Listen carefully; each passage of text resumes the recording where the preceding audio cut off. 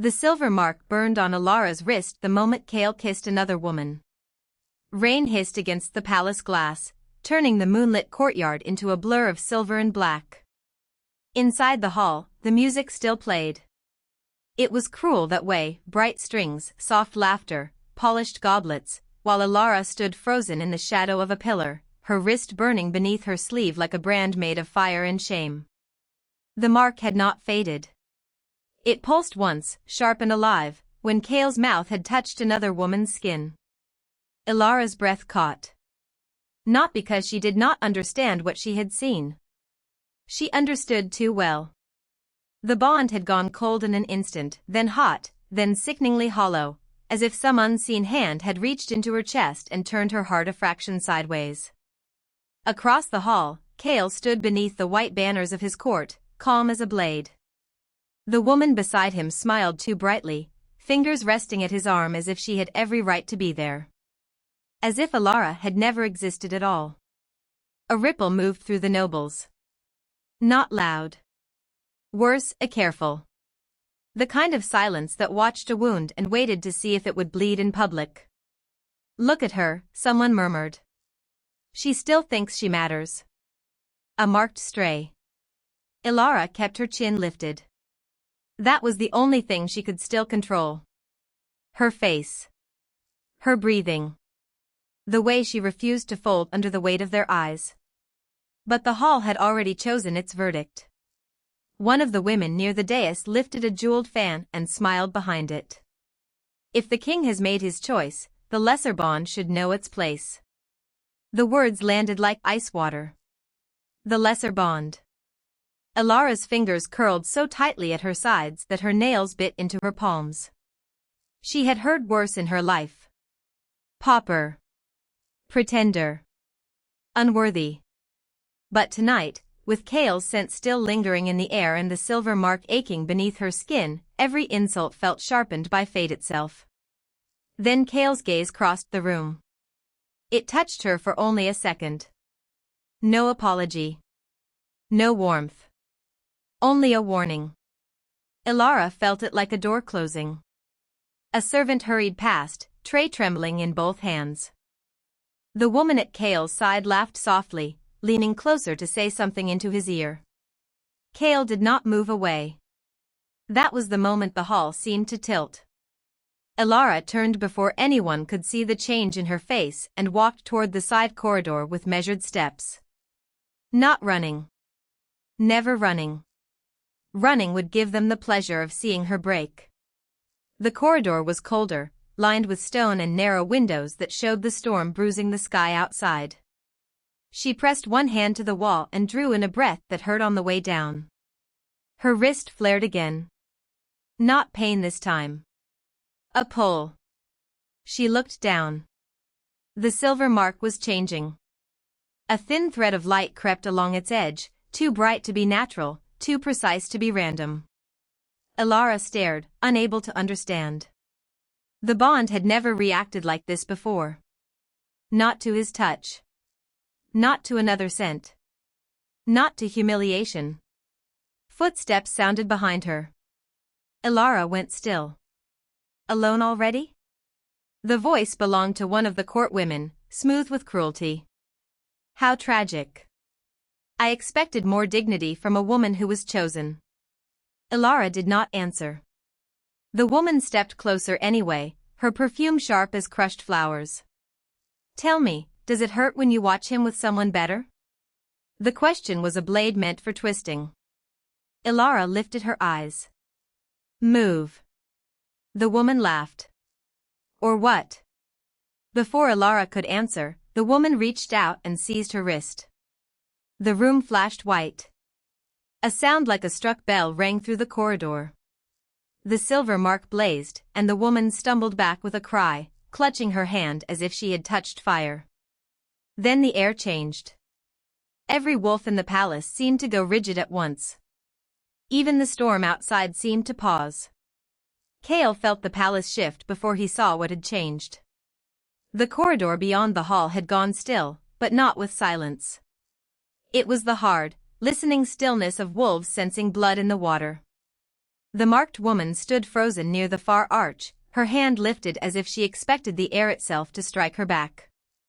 A few steps away, Elara Vale had gone pale, her wrist hidden against her side, her breathing careful and shallow. Kael had already crossed half the distance before the murmur began. King.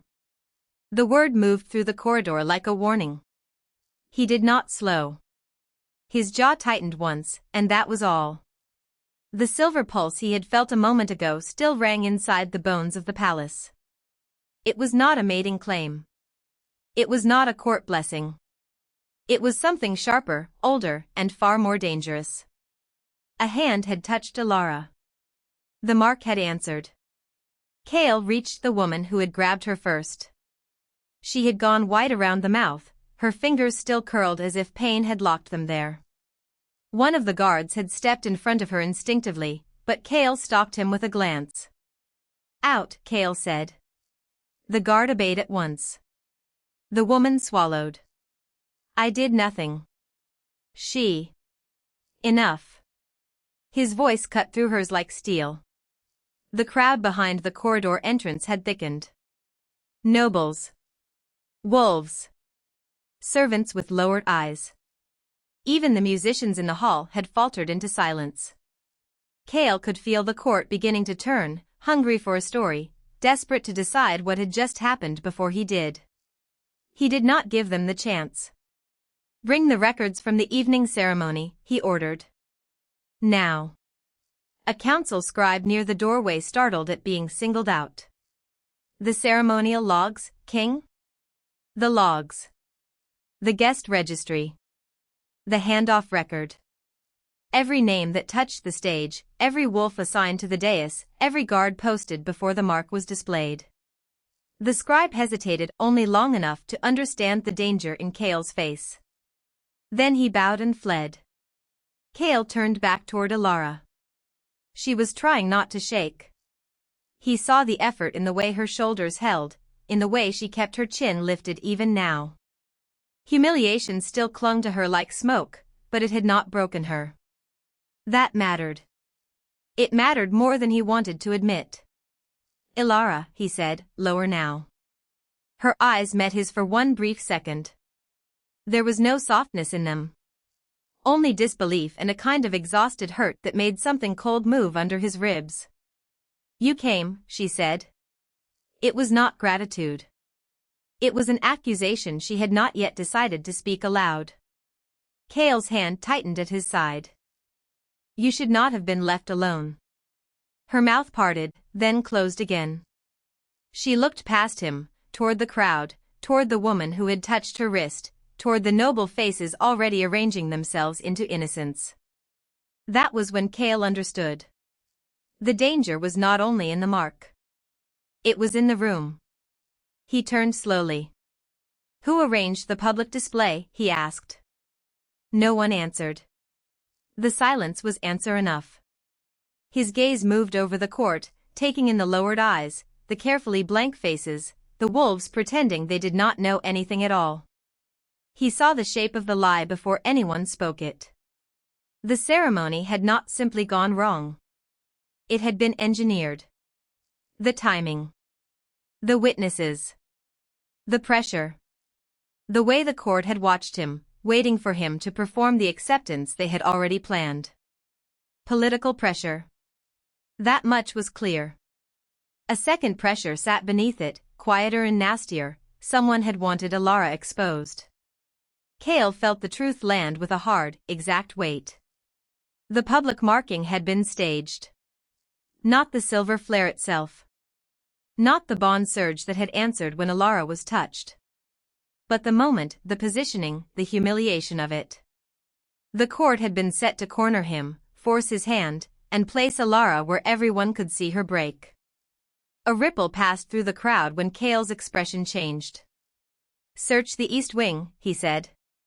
Seal the inner gates. No one leaves the palace. One of the elders stepped forward, face folding into official concern. King, this will alarm the court. Good. The elder blinked. Kael took one step closer, and the elder retreated without meaning to. The woman who touched Elara's wrist, Kael said, will be questioned. The one who placed her there will be found. And anyone who knew this was staged will speak before dawn or lose the right to call themselves loyal. It was not a threat made for drama. It was a fact delivered with finality. Behind him, Elara drew one uneven breath. Kael heard it and looked back at once. The color had drained further from her face. Fear, yes, but not for herself alone. He saw it now, the deeper strain under her silence. She was not only wounded by the room. She was afraid of what this meant. Afraid of being hunted again. Afraid that being seen had become the same as being marked for death. Kael's eyes sharpened. Tell me, he said quietly, who has already spoken to you tonight? Elara did not answer. That was answer enough. Kael's attention shifted to the scribe returning at a run, parchment clutched in both hands. The boy looked breathless and shaken. King. The ceremony logs. There are gaps. The stage assignments were altered after sunset. By whom? The scribe swallowed. Only the seal remains. The council chamber seal. A low tension spread through the corridor like a drawn blade.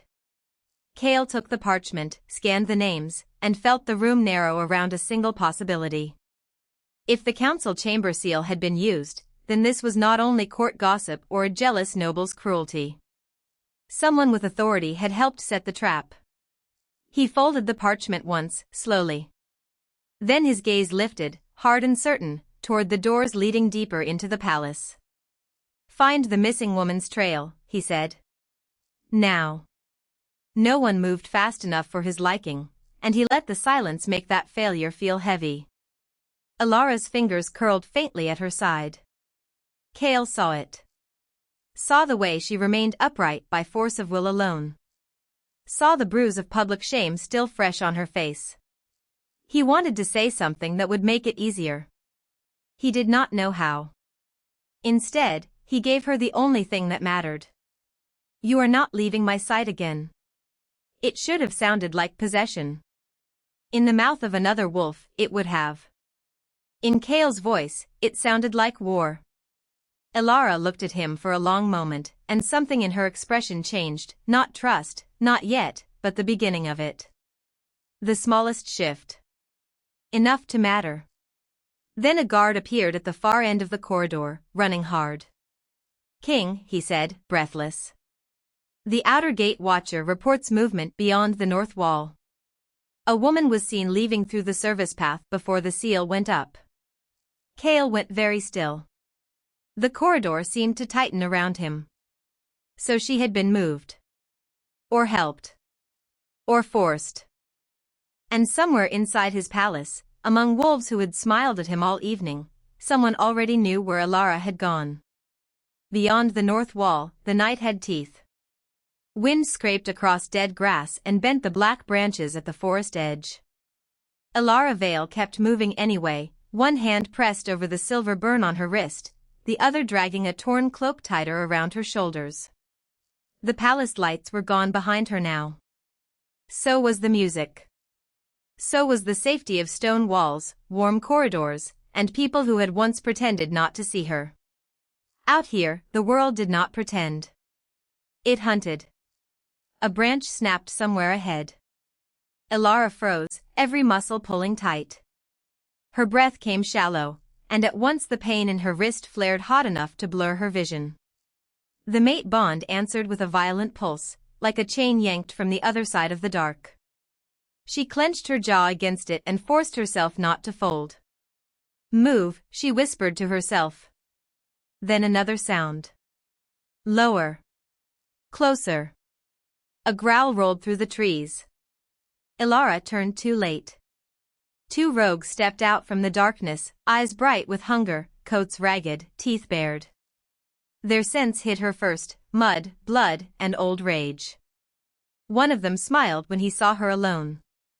There she is, he said. The palace stray. Elara backed away until her heel hit a root. No guard.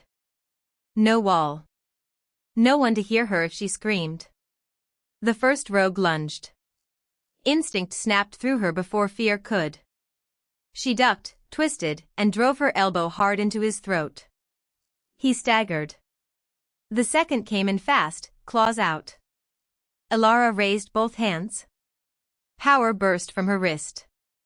A silver flash tore through the darkness and shoved him backward so violently he crashed into a tree. Leaves rained down. Elara stared at her own shaking hand. The force had not come from training.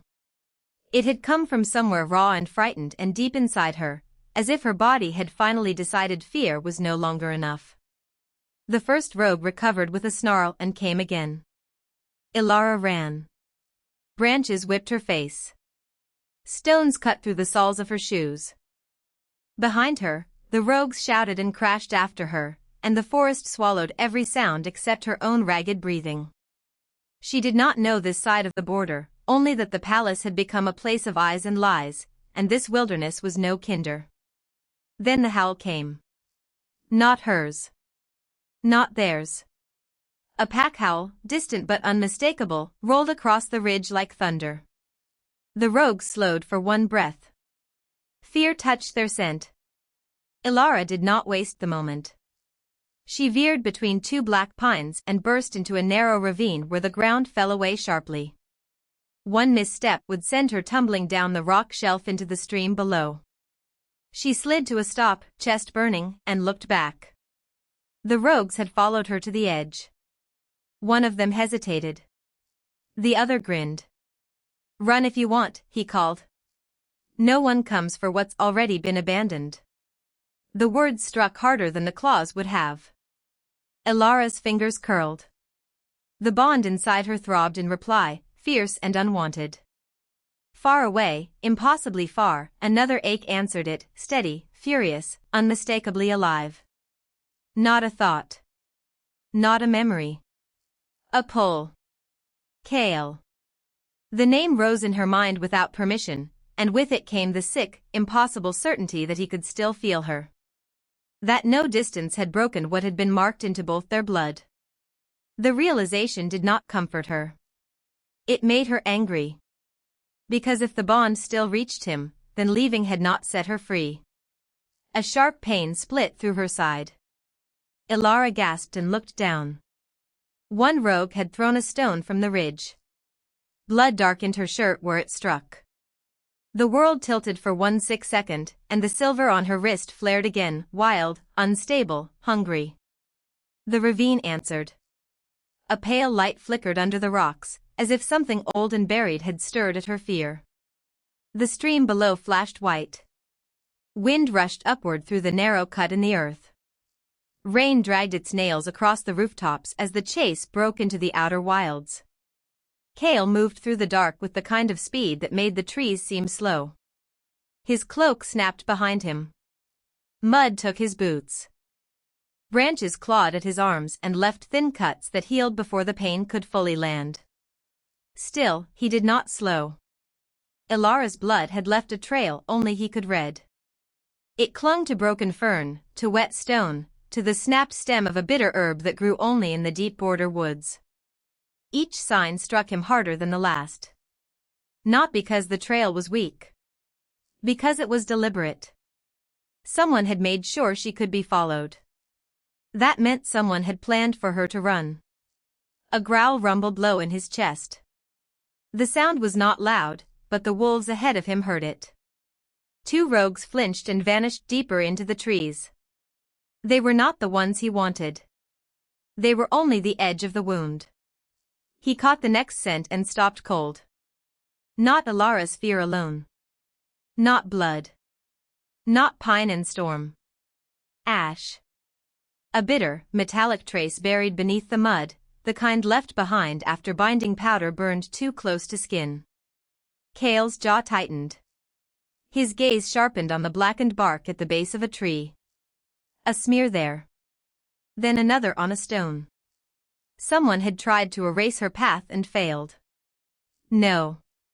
Not failed. Interrupted. King, one of his trackers said from the ridge above, voice rough with exertion.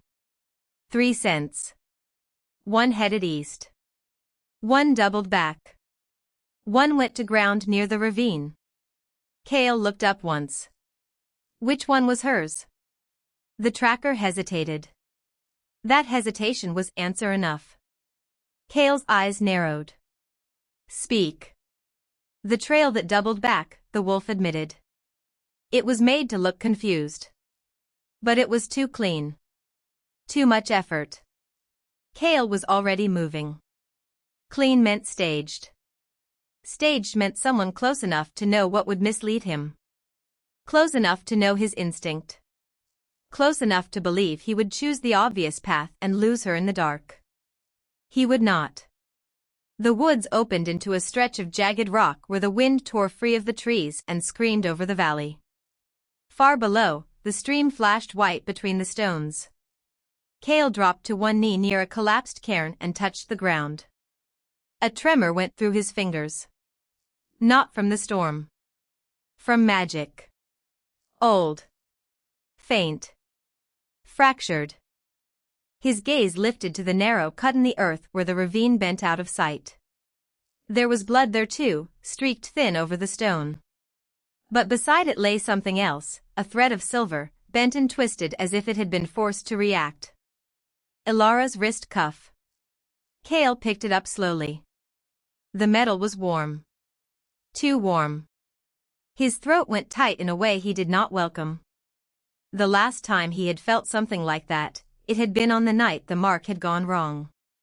The night Elara had vanished before anyone could stop it. The night every witness had sworn different things and none of them had been enough. He closed his hand around the cuff. Who saw her leave the palace? He asked. The wolves behind him shifted. No one answered at once. That silence was worse than any lie. Kael rose and turned. I asked a question. A younger guard swallowed hard. The east corridor sentry saw movement near the archive stair. He thought it was a servant. A servant wearing silver? Kael asked flatly. The guard lowered his eyes. No, he said. He said the figure moved like someone trained not to be seen. Kael's mouth hardened. That was not a servant.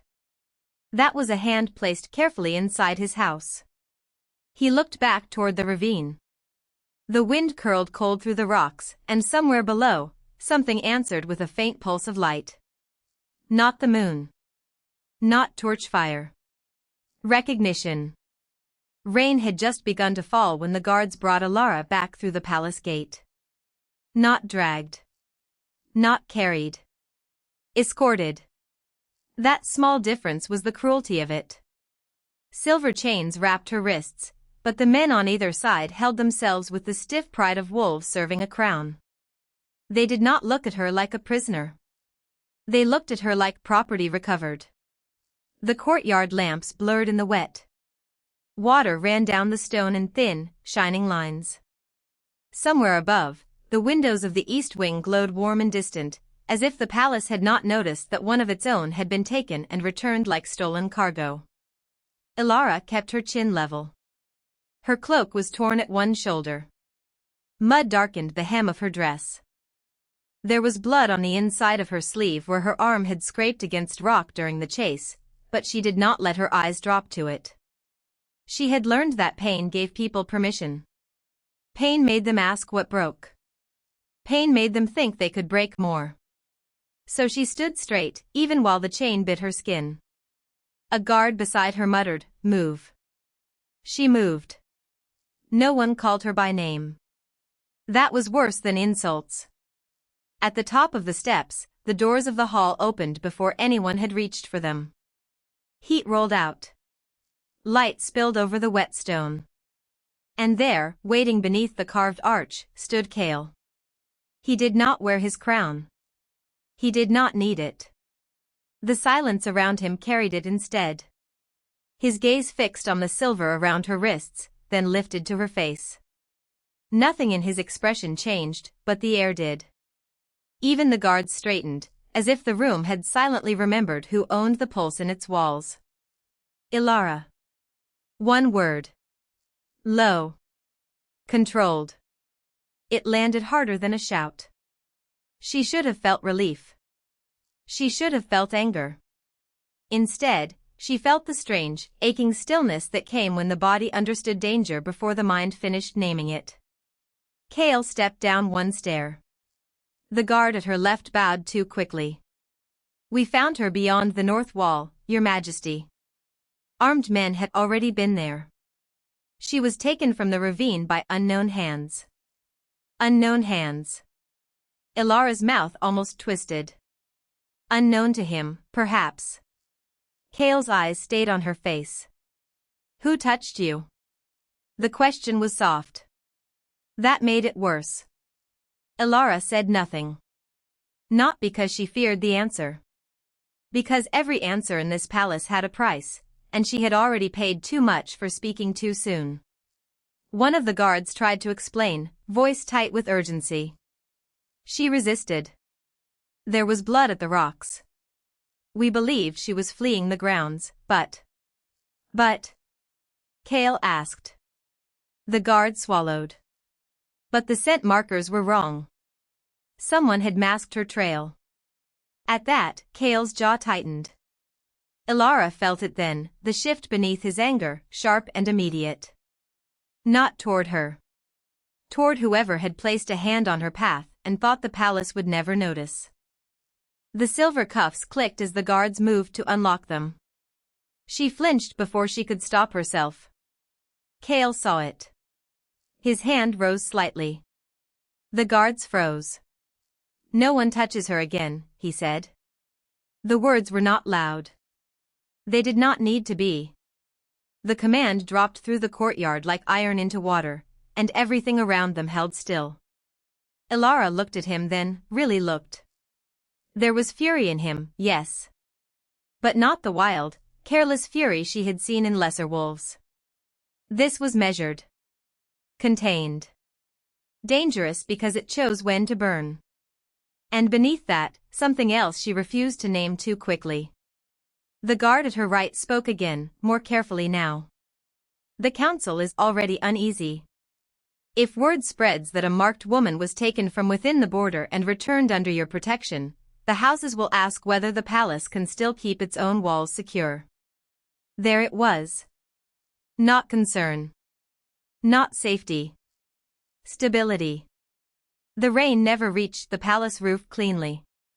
It arrived as a hiss against stone, as a silver veil over torchlight, as a thin sound that made every corridor feel narrower than it was. In the inner hall, Elara stood with damp hair clinging to her cheek, her hands empty, her pulse louder than the guards around her.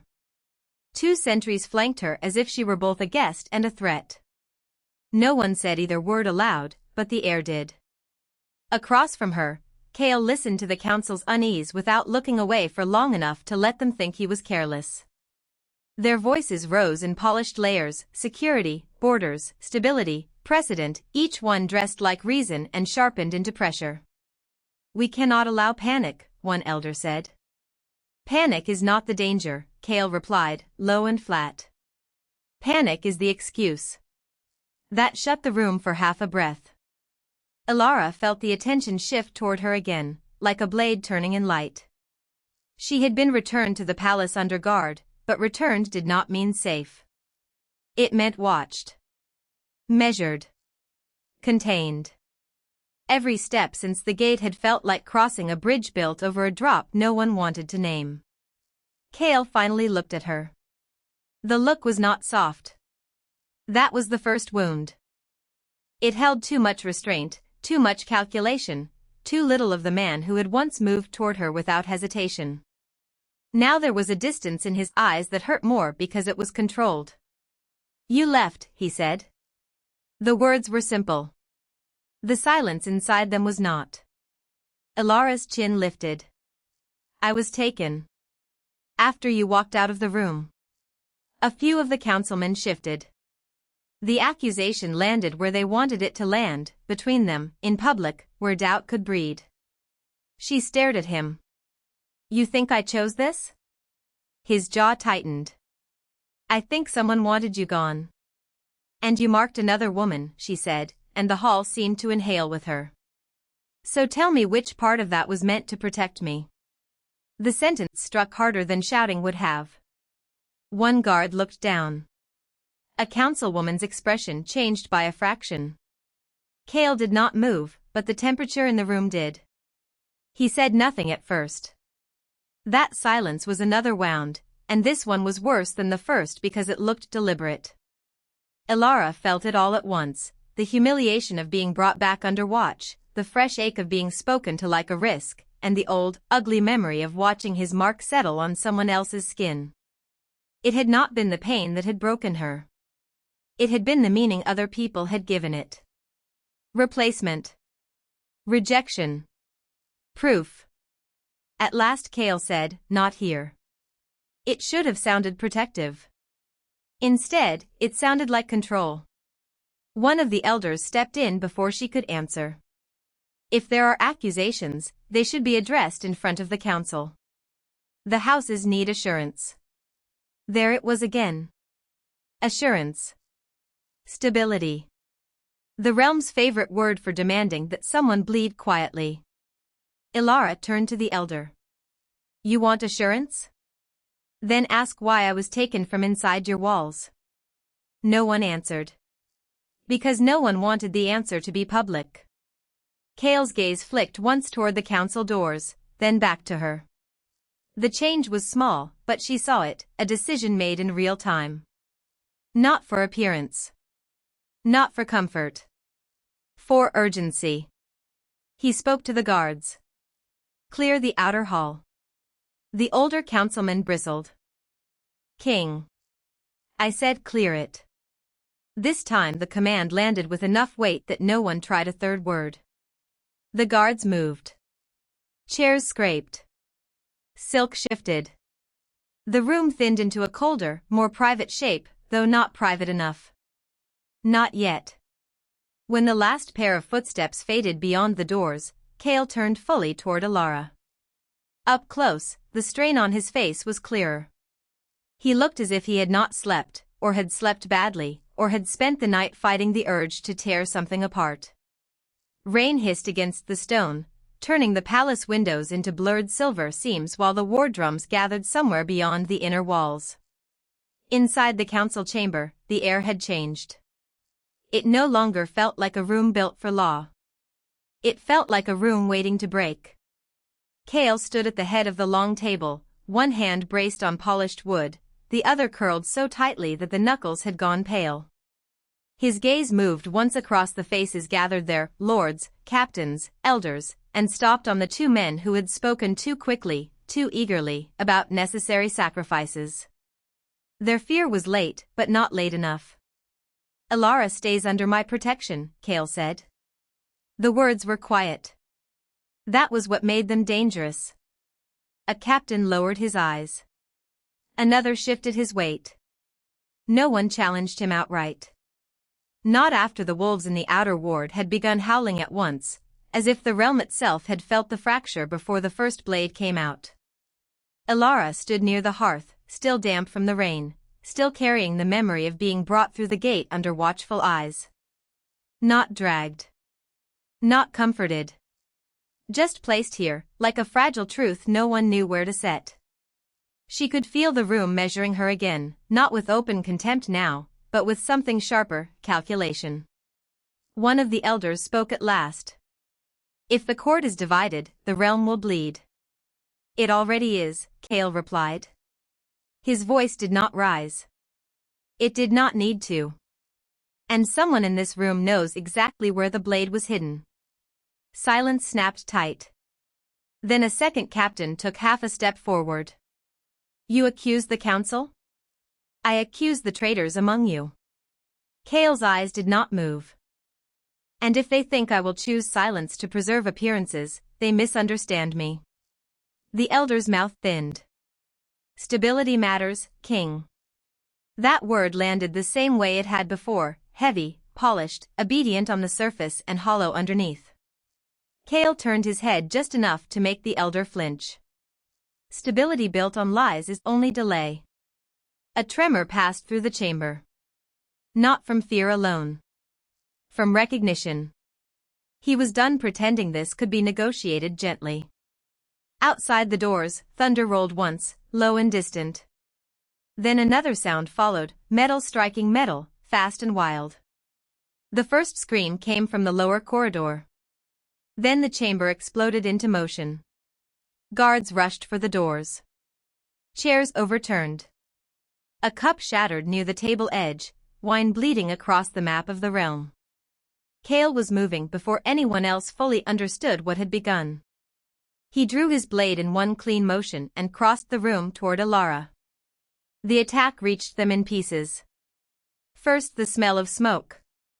Then the impact of bodies colliding in the corridor beyond. Then one guard stumbling through the doors with blood on his sleeve and panic in his eyes. "Traitors in the West Wing," he shouted. "They've breached the armory." The room surged with noise. Orders. Denials. Fear. Kael caught Elara's wrist. Not hard. Firm enough to anchor her, to make sure she felt the certainty in him before the chaos could swallow the rest. "Stay behind me." But the next blast shook dust from the beams overhead, and the side wall shuddered as if something heavy had been slammed against it from the other side. "No," Elara said. Kael glanced at her once, surprised not by defiance, but by the steadiness in her voice. The corridor outside filled with shouts. Smoke drifted under the doors. Someone was trying to force their way in from the north stairs. Someone else was already dying for it. Elara took one breath, then another. Her pulse was loud in her ears, but it did not rule her. Not now. "They used the ward sigils on the lower gates," she said. Kael's eyes narrowed. "How do you know that?" Because she had seen the pattern earlier. Because the false order, the hidden movements, the way the palace had tilted around certain guarded routes, none of it had been random. The war reached the throne hall like a storm with teeth. One moment, the palace stood in a hard, glittering silence. The next, the doors slammed open and the first clash of steel split the air. Guards rushed in from the side corridors. Shadows moved with them, traitors wearing royal colors, their faces tight with panic and greed. Kael was already there. He did not wait for the room to make sense of itself. He moved through the chaos with a savage, precise force, each strike cutting down another lie. His voice snapped across the hall like a command carved in iron. "Seal the west passage. No one leaves."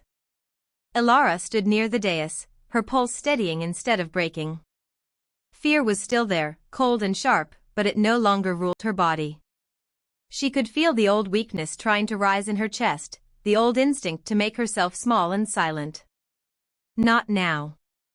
She looked at the sigil marks on the floor, at the broken line of ward light, at the way the palace energy had been bent and twisted from within. Then she understood what the traitors had done.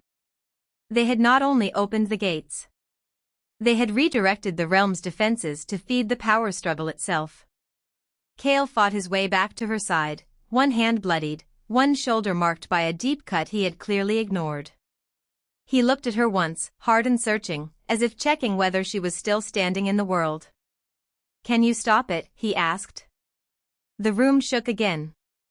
Somewhere overhead, another section of the palace groaned under attack. Elara lifted her chin. Yes. It was the kind of answer that did not ask permission. She stepped forward before anyone could stop her, and for the first time, the chamber seemed to adjust around her instead of around the crown. Her fingers brushed the old ward lines carved into the stone.